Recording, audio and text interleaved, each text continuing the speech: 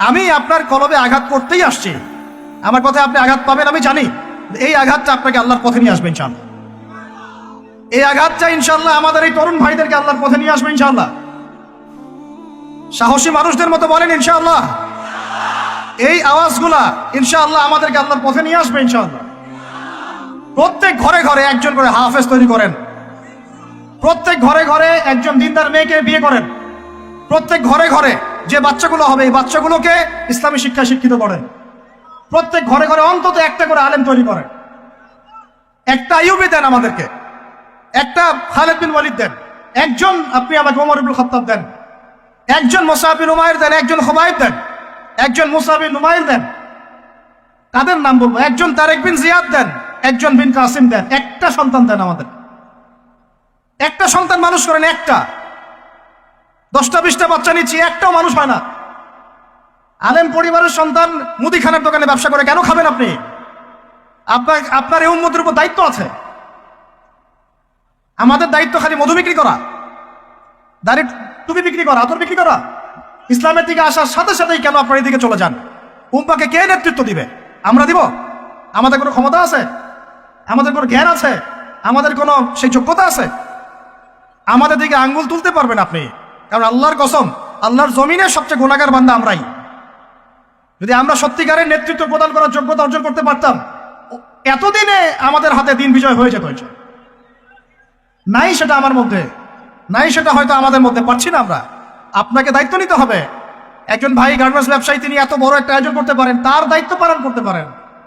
আপনারও তো অর্থ সম্পদ আছে, একটা ইসলামিক ইউনিভার্সিটি করেন, একটা বড় একটা মার্কাজুল কোরআন, মার্কাজুল ইলম গড়ে তোলেন, উলামায়ে কেরামদের একটা জামাআহ গড়ে তোলেন।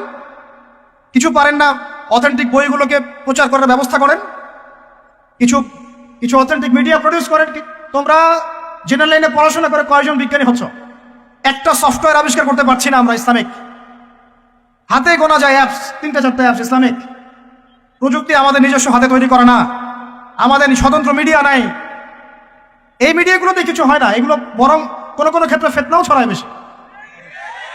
কারণ আমার কথা মন খারাপ করেন না, কারণ আমি চ্যালেঞ্জ করতেছি আপনাদেরকে, আপনি 1000 জনকে বসান যারা দিন নিয়ে কাজ করতে চাচ্ছেন, তাদের 10% কোরআন তেলাওয়াত সহি না। কোরআন তেলাওয়াত সহি না করে আপনাকে এত বড় দায়িত্ব নিতে কে বললো?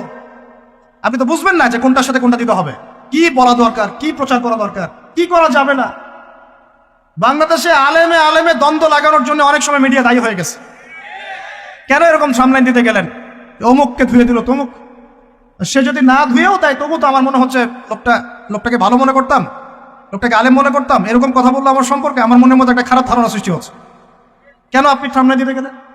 ওর যখন চোখে পড়বে সে আবার কাউন্টার দিবে, কারণ আমরা তো মন থেকে পবিত্র না, মনের মধ্যে হিংসা দিয়ে ভর্তি। আমি ঘুরেছি, প্রত্যেক মহলেই ঘুরেছি, আমরা এখন পর্যন্ত নফসের তাজকি অর্জন করতে পারি নাই।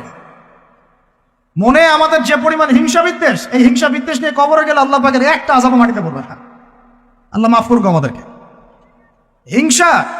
হিংসা নিয়ে যদি মানুষ পরকালে যায়, নেক আমলগুলা আগুনের মতো খেয়ে ফেলবে। নবী সাল্লাল্লাহু আলাইহি ওয়াসাল্লাম বলেছেন। আমরা এটাকে ফরজ করে নিয়েছি নিজেদের মধ্যে। ভাই, আপনারও তো যোগ্যতা আছে, আপনারও তো কিছু করার আছে। একটা অ্যাপস আবিষ্কার করেন, একটা বই লিখেন, একটা মাদ্রাসা করেন, একটা মসজিদ করেন, একটা ইসলামিক ইউনিভার্সিটি করে তোলেন, স্বতন্ত্র ইসলামিক মিডিয়া করে তোলেন। সবচেয়ে বড় কথা, কাজ যেগুলো হয় সেগুলো বিক্ষিপ্ত হয়ে যায়। এগুলো কোনো একটা সূত্রে গাঁথা না। এখানে একটা মাহফিল, ওখানে একটা, ওখানে একটা, ওখানে একটা, এখানে একটা মাদ্রাসা, ওখানে একটা, ওখানে একটা, এখানে একটা। 4 জন 4 ভাবে চিন্তা করেন, 4 জন 4 ভাবে চলেন। এখানে একটা সংগঠন ইসলামিক, ওখানে একটা, এখানে আর একটা, ওখানে একটা। একটা ওয়ান উম্মাহ জামাআহ নাই বাংলাদেশ। তো আপনারা বলেন না আমাকে, এই উম্মাহকে কিভাবে আমরা বিজয় নিয়ে যাব?